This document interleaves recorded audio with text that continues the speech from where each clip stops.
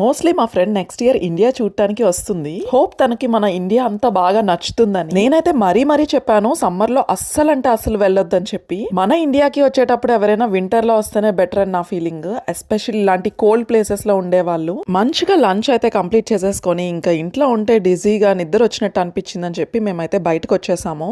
ఎక్కడికి వెళ్తున్నాం ఏంటనేది కంటిన్యూషన్ వీడియోలో చూడండి. మా ఇంటి నుంచి స్టేషన్ 10 minutes వాక్.